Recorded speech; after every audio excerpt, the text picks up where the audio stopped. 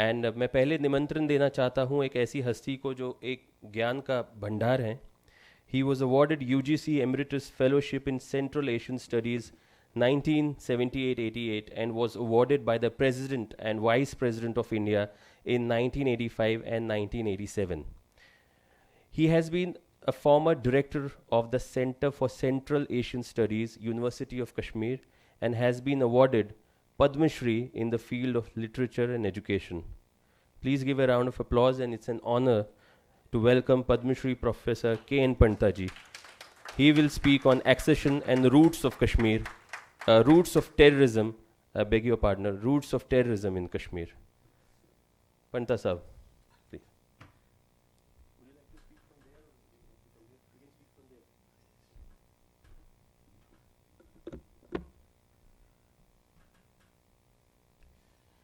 Good morning, friends. I am thankful to the organizers of India for Kashmir who invited me to express some of my feelings and impressions about the situation in Kashmir, which has arisen out of terrorism unleashed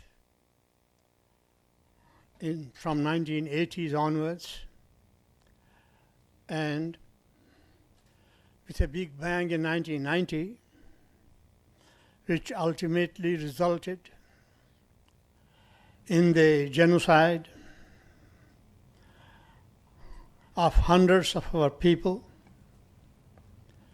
and culminated in the extirpation of the entire community from its ancestral home of more than 5,000 years. When we look back at the history of Kashmir and what followed from 1990 onwards,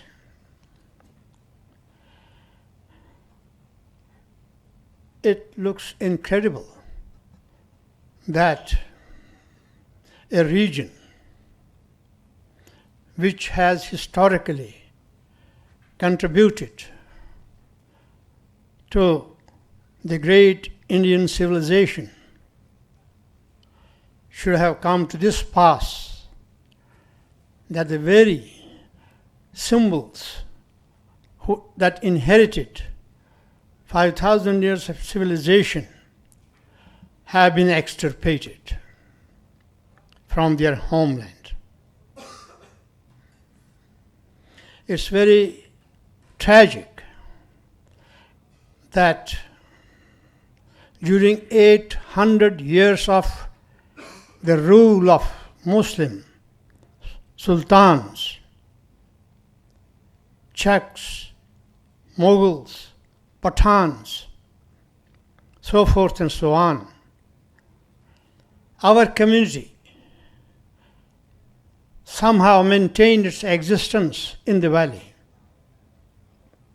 But under the dispensation of a democratic, secular India, which had emerged after a long battle against colonial powers, we had to leave the valley for good, the entire community, under secular and democratic dispensation.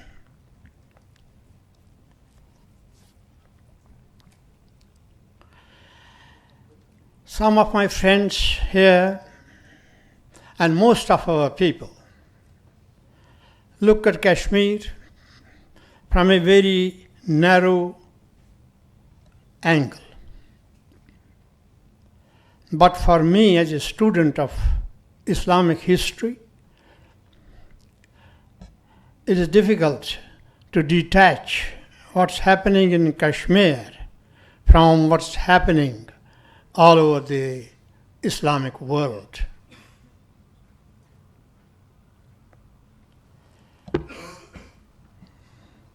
when a Muslim boy or a girl child is born, the parents give a message into the ears of the newborn baby. The message is, you are born for a mission, and you have to complete that mission. Islam is not a religion. Perhaps you don't know. Islam is a mission.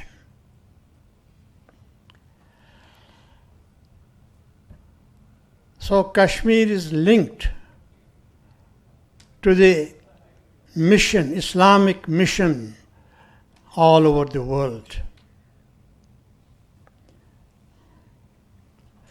When a few months back, Zakir Musa, the leader, the dreaded leader commander of militants in Kashmir, was killed, he had recorded a message about 10 days before his death. And in the message he had said, we are not fighting for Islam. We are not fighting for Pakistan. We are not fighting for Kashmir ki azadi. We are fighting for the Islamic Caliphate. And we are fighting for Ghazwatul Hind. They call themselves Ansar Ghazwatul Hind. I do not go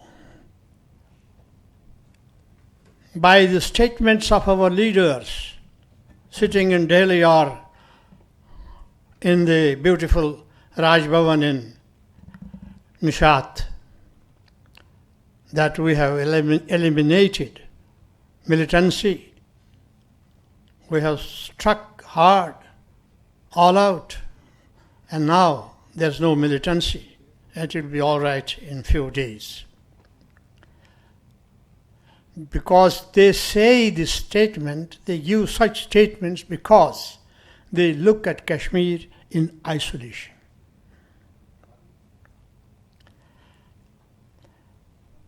The ISIS leaders very recently, only a month back, said that we have succeeded in establishing 2 camps in India.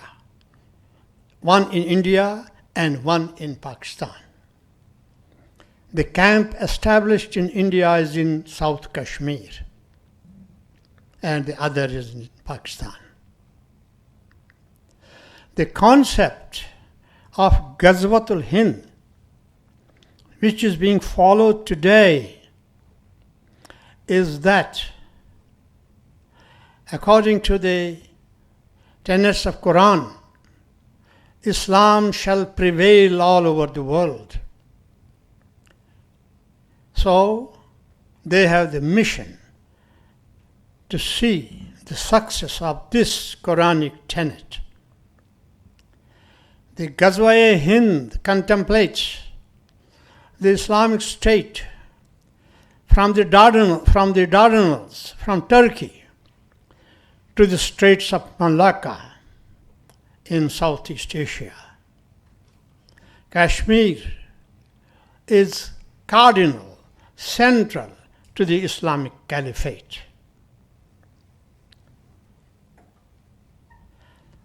This is the philosophy which we call armed insurgents, Islamists, whatever. The Islamic missionaries are moving all over the space. And now South Asia has become the focal point, because they know that the only powerful state which is a hindrance is India, the democratic India. Day before yesterday, Farooq Abdullah gave a statement that this man is speaking only about terrorism. He was speaking about Modi ji. He is speaking only about terrorism. So Farooq does not want to speak about terrorism. Why? Because Kashmir terrorism started under his very nose in 1980s. When hundreds of Kashmiri youth were crossing the border from Kupwara, the slogan was Sopor, Kupwar, Apor. To Sopor, to Kupwara, and then the other side of the mountain, the Sharda Mountains.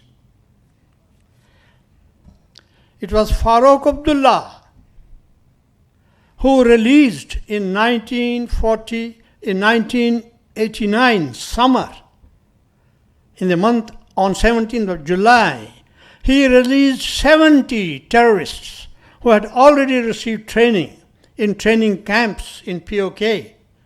He released them from jail in Srinagar, although the case was under the consideration of the court.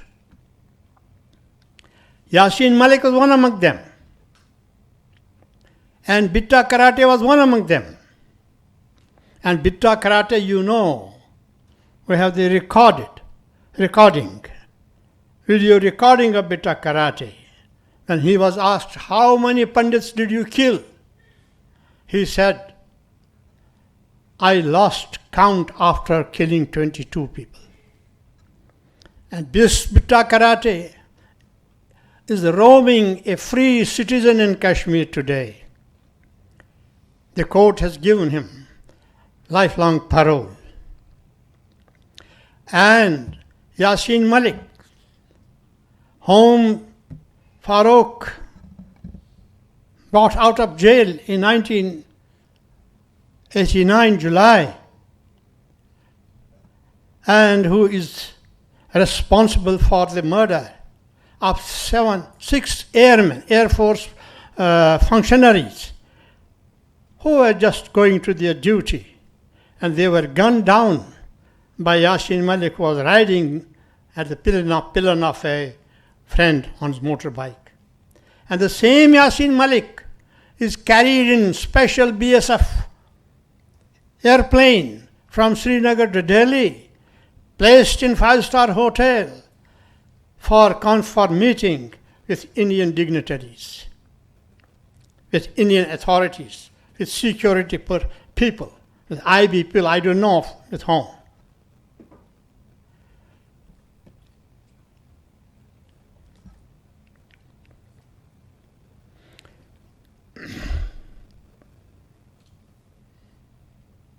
In 1953, on 8th, 9th August night, Sheikh Abdullah was removed from power and put behind bars. There was turmoil all over Kashmir with his arrest. I happened to meet the General Secretary of National Conference, Maulana Masoodi, who was killed at the age of 90 in Gaanderbal by the terrorists. I had met him. I asked him a question. Maulana Sahab, you were very close to New Delhi, and you were also very close to Nehru. Why didn't you take any step to dispel, to stop the situation that was deteriorating in Kashmir? Why didn't you intervene and prevent the arrest and removal of Sheikh Abdullah? Because it's a very serious matter. He said, this is from, I'm telling word of mouth, Sinabat. He said, I was delivering a speech at Eidgah, at Pathar Masjid, And then from among my audience, large thousands of people, one man stood up. He said, Maulana Sahab, आप हमें अमन की बातें कहते हैं, हम अमन शमन नहीं मानेंगे, हम बंदूक उठाएंगे. This is what Maulana told me. And this man happened to be Farooq Abdullah. हम गन उठाएंगे. And many of you might have seen the photograph of Farooq Abdullah with his friends in Mirpur, while he had come direct from London. He was addressing the gathering there who had formed the KLF, Kashmir Liberation Front. And the photo shows Farooq holding the hand of Amanullah Khan and raising a gun. We will fight with this. This is 1974. He had come direct from London. And the roots of Farooq's thinking lay in KLF, Kashmir Liberation Front, which ISI had incepted in London, where there is a huge diaspora of POK people. At least 10 lakh of people are in London, in Luton and Birmingham. I know many of their leaders. I met with them. These are the people who engineered the massacre of our Birmingham consular, Mahatre, Ravindra Mahatre. He was killed in 1982 in Birmingham. He was kidnapped and killed in 1982. That was the origin of insurgency and terrorism. It was planned in London. And then under the guidance of Amanullah Khan. I met Amanullah Khan in Brussels in 1992. There was a conference organized by the human rights group of British parliamentarians. I was also invited there. I was there, and Farooq Abdullah was also there. And Amanullah POK people were also there. Those who were the leaders of JKLF, they were all there, along with Amanullah Khan. I asked Amanullah Khan, he spoke Kashmiri also, because he was from Astor, Gilgit, and he had studied in SP College. He talked to me, and then he asked me in Kashmiri, he talked to me, Tahi button kya go? What happened to you Kashmiri Pandits? I told him, as you go, it's a marzi osi. What happened to us? What you wanted. And then he said, no, we didn't want that. That was not our plan. They were out of our control once they reached Kashmir. This is what Amanullah Khan said. And this he has written in his book. Jihad-e-Musalsal is the name of his book. It is in 3 volumes. And he has made a mention of that. So these people were told, these diaspora people were told in London, in Birmingham, in Luton, and elsewhere, that if you invest money and manpower in Kashmir freedom struggle, you will become the Raja of Kashmir, you will become the ministers in Kashmir, you will have a wonderful life in that paradise. Why do you live as immigrants here, as laborers in factories in UK? So these people invested their money and they provided manpower and they formed Jammu Kashmir Liberation Front in early 1980s, and with that they planned the entire Kashmir operation, what we call the Kashmir insurgency. Back in Kashmir, who were the people who agreed to run this perfidy? They were the members, former members of Plebiscite Front. The Plebiscite Front was raised by Sheikh Abdullah, not directly, but through his right-hand man Afzal Beg, and the purpose was secession from Kashmir, from India. This Plebiscite Front, once the JKLF was formed, they joined hands with them. And many of them were also the members of National Conference. The basis from which they came was Jamaat-e-Islami, with its base, fundamental base in South Kashmir, because Jamaat-e-Islami was incepted in South Kashmir by the Jamaatis of those days. And that is one of the reasons why the militancy has shifted from northern Kashmir to southern Kashmir, because here in southern Kashmir they have the large-scale support of the people of that three districts, Anantnag, Shopian, and Pulwama. This is the fountainhead of terrorism, of Jamaat-Islami ideology. So, friends,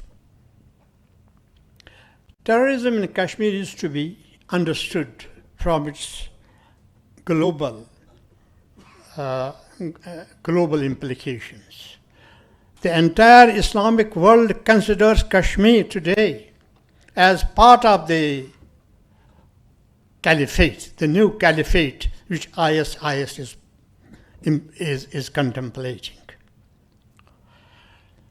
And since muscle power is one of the important instruments of spreading Islamic faith, creation of fear, that's an idea. And along with creation of fear, there is the immense disinformation campaign. You cannot imagine what kind of disinformation campaign is being carried out. And this has been brought to our homes, to our doorsteps. How many national level Indian papers can President Kashmir issue in its right perspective? The Hindu, for example, is the most non-Hindu paper. And similarly, there are so many papers and so many journalists of our own country who have been supporting this disinformation campaign. And we have writers, many writers, I will not take name, it's not good to name anybody's name, but you know them, who are going to international platform, to United Nations, to British Parliament and elsewhere, in European Parliament, elsewhere, giving statements against India, in favor of. And you have seen during the election what has been their role, how they are projecting the other side, the Pakistani side of the whole story. So the terrorists have been supported by our own people, unfortunately. Not only financial support, who are involved in Hawala, which brings in billions of rupees. Who? You are reading about the J&K Bank now, only in today's news, 177 crore rupees have been given on loan, which are unaccounted for. They are the sources of, financial sources of militancy. They have won the press. Many of our leading papers, national papers, are owned by the Muslims in the Gulf. Who does not know these stories? So terrorism is not only taking the gun. Terrorism is supported by a massive logistical support, by money power, by information, by media, And imagine that people like Farooq Abdullah, who has been a chief minister, who has been a member of parliament, people like him say that Kashmiri Panditon ko Jagmohan ne nikala hai. And the canard goes on down to present day. What can you say about such people? I was just watching the TV, one of the TV programs during the election. And Farooq Abdullah and Azad, Ghulam Nabi Azad of Congress, I have no enmity with Congress or any of the political party. I am speaking as a professor of history. So they were discussing. And Azad says, ye jo abhi wo, that man, that Ravi, what's his name? Ravi, who has taken lots of money और London में छुपा हुआ है, क्या उसका नाम है? हाँ, उनको बुला रहा है, मोदी जी बुला रहे हैं उनको ताकि वो दिखाएं लोगों को, पता देखिए जी हम इनको चोरों को पकड़ रहे हैं, वो लाएंगे, कुछ दिन यहाँ रहेंगे, बाद में उसको फिर वापस भेज देंगे. As you see, who is the leader of opposition in the upper house, who has been a cabinet minister, who is an important leader of the Congress, he is speaking like that. And man like Farooq Abdullah is endorsing what he says. So this is called disinformation campaign, which is an important ingredient, component of militancy. My friends, the question is, does common Kashmiri want militancy? What does he think? In the first place, there is vast brainwashing. And ordinary man goes by what is being told to him. But after 30 years, going through the whole process for 30 years, he has come to understand that he is being misled. And he is not allowed independent thinking. We find ordinary people saying that what has this militancy given us for 30 years?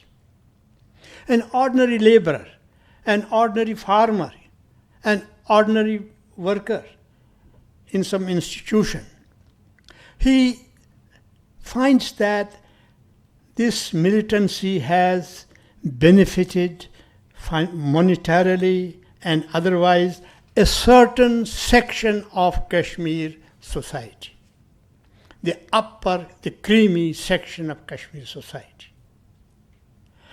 And it has not come down to common man, but there is the fear of gun. The fear of gun is so pervasive that he is unable to speak the truth in public.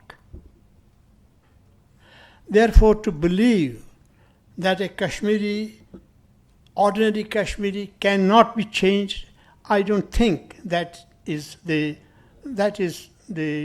final word on that situation.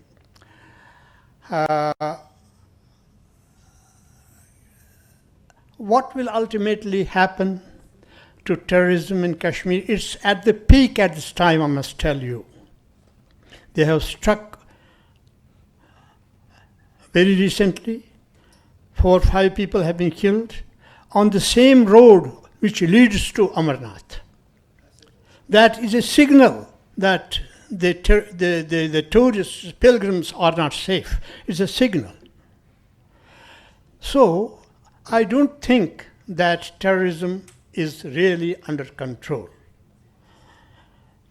We have to think very seriously about it. The entire nation has to think very seriously about it. When we say India for Kashmir, I am reminded of the Hindu period, thousands of years, when India was Kashmir was very much contributing to the civilization of India. And today, We have to carry India's message back to Kashmir.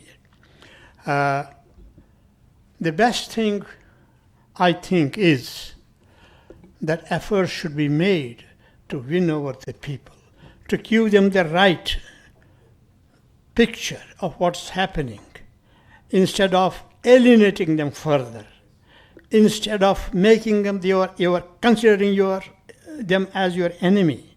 We should try to win them over by telling them, look, Modi ji has done very good thing.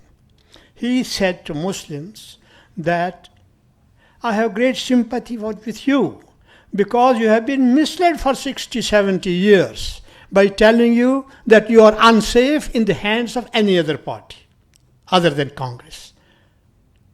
So the question fear, if I leave Congress, I am unsafe. This fear has to be taken out from their minds. I think that I should stop here and leave the stage for my other speaker. Thank you very much for patient hearing.